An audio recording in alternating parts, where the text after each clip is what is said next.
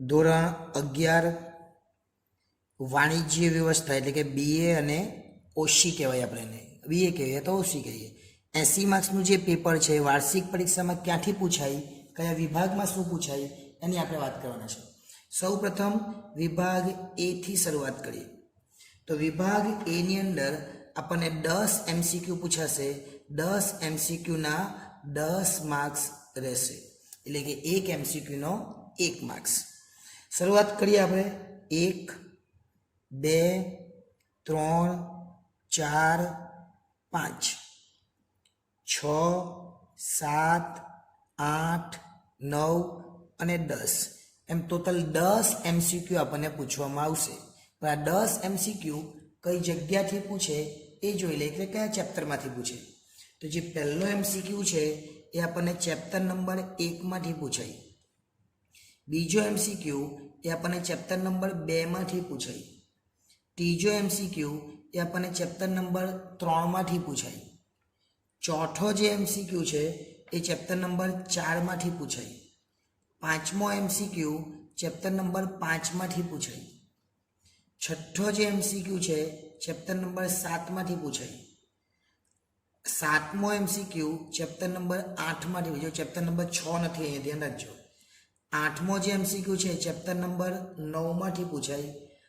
નવમો જે MCQ છે અને જે 10મો MCQ છે, આ બંને MCQ આપણને ચેપ્ટર નંબર 11 માંથી પૂછાશે. ચેપ્ટર નંબર 10 નથી.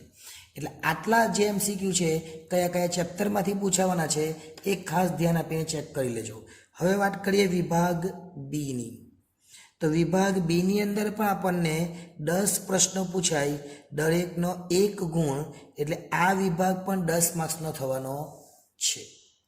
11 થી શરૂઆત કરીએ, કેમ કે 10 હતા ને. 11 12 13 14 અને 15, ત્યાર પછી 16 17 18 19 અને 20 એમ ટોટલ 10 પ્રશ્નો પૂછાવાના છે.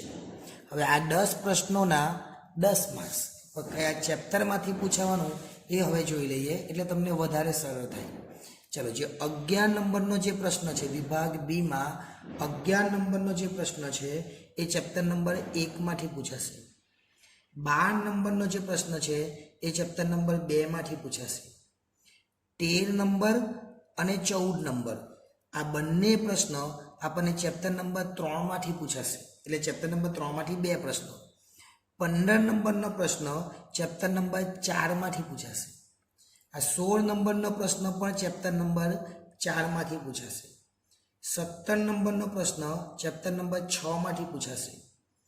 18 નંબરનો પ્રશ્ન ચેપ્ટર નંબર 7 માંથી પૂછાશે. 19 નંબરનો પ્રશ્ન ચેપ્ટર નંબર 10 માંથી પૂછાશે. અને 20 નંબરનો પ્રશ્ન ચેપ્ટર નંબર 11 માંથી પૂછાશે. એટલે આટલા ચેપ્ટર જોઈ લેજો વિભાગ બી માટે. હવે વાત કરીએ વિભાગ સી.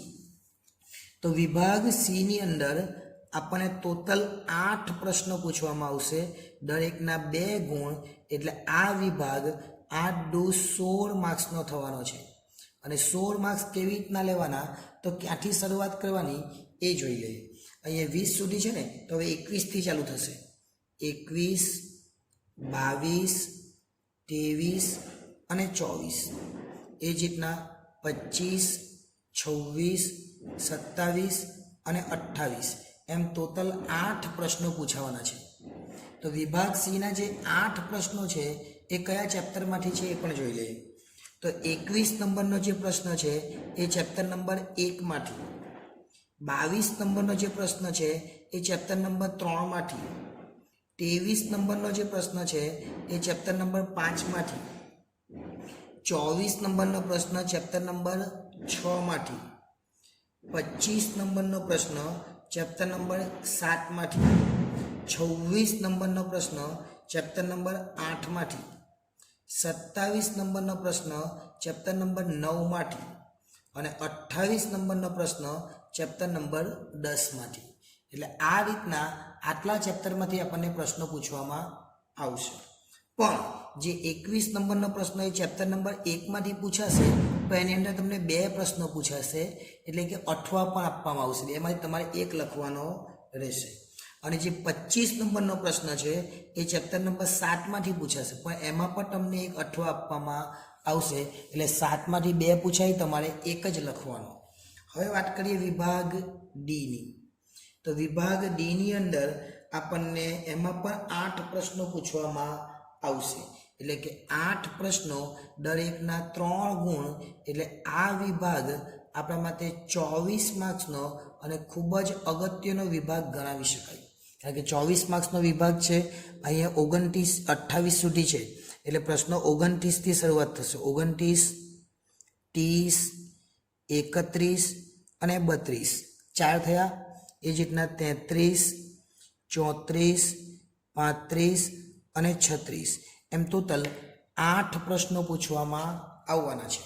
હવે આ જે 8 પ્રશ્નો છે એ કઈ જગ્યાથી પૂછાશે એ પણ જોઈ લઈએ, એટલે કયા ચેપ્ટરમાંથી. એમ તો જે 29 નંબરનો જે પ્રશ્ન છે એ આપણને ચેપ્ટર નંબર 1 માંથી પૂછાશે. 30 નંબરનો પ્રશ્ન અને 31 નંબરનો પ્રશ્ન એ આપણને ચેપ્ટર નંબર 2 માંથી પૂછાશે. 32 નંબરનો પ્રશ્ન એ આપણને ચેપ્ટર નંબર 3 માંથી પૂછાશે. 33 નંબરનો પ્રશ્ન એ આપણને ચેપ્ટર નંબર 4 માંથી પૂછવામાં આવશે. 34 નંબરનો પ્રશ્ન ચેપ્ટર નંબર 7 માંથી પૂછાશે. 35 નંબરનો પ્રશ્ન ચેપ્ટર નંબર 9 માંથી પૂછાશે. અને 36 નંબરનો જે છેલ્લો પ્રશ્ન છે આ વિભાગનો એ 11 નંબરના ચેપ્ટરમાંથી પૂછાશે. પણ ખાસ ધ્યાન રાખવાનું એ કે અત્યારે આપણને જનરલ વિકલ્પ નથી, જે 12માની જેમ આંતરિક વિકલ્પ છે. તો આંતરિક વિકલ્પ આપણને 33 નંબરના પ્રશ્નમાં આપવામાં આવશે, એટલે કે જે ચોથું ચેપ્ટર છે એમાંથી 2 પ્રશ્નો પૂછાશે, એમાંથી એક લખવાનો. અને 35 નંબરનો પ્રશ્ન 9મા ચેપ્ટરમાંથી પૂછાશે, એમાં પણ 2 પ્રશ્ન આપણે એક લખવાનો રહેશે. એટલે આ રીતે આપણે તૈયારી કરીએ તો આપણને આ વિભાગમાં પણ મુશ્કેલી નથી થવાની. હવે વાત કરીએ છેલ્લો વિભાગ, એટલે વિભાગ ઈ. અને વિભાગ ઈ ની અંદર આપણને 4 પ્રશ્નો પૂછાવાના છે અને એક પ્રશ્નના 5 ગુણ, એટલે આ વિભાગ એ 20 માર્ક્સમાં પૂછવામાં આવશે. કયા કયા 4 પ્રશ્નો? તો પ્રશ્ન નંબર 37, પ્રશ્ન નંબર 38, પ્રશ્ન નંબર 39 અને પ્રશ્ન નંબર 40, એમ ટોટલ 4 પ્રશ્નો પૂછવામાં આપણને આવશે. તો જે 37 નંબરનો પ્રશ્ન છે એ આપણને ક્યાંથી પૂછાશે? તો 37 નંબરનો પ્રશ્ન એ ચેપ્ટર નંબર 5 માંથી. 38 નંબરનો પ્રશ્ન એ ચેપ્ટર નંબર 6 માંથી.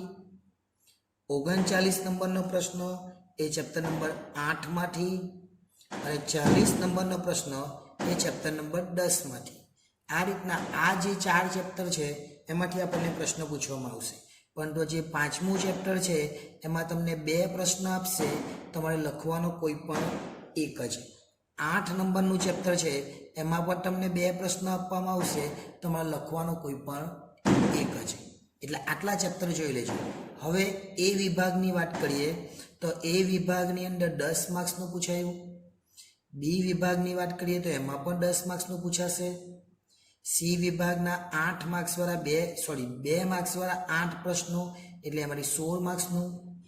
ડી વિભાગની અંદર 8 પ્રશ્નો પર 3 માર્ક્સવાળા, એટલે 24 માર્ક્સનું. અને ઈ વિભાગની અંદર 4 જ પ્રશ્નો પર 5 માર્ક્સવાળા, એટલે 20 માર્ક્સ.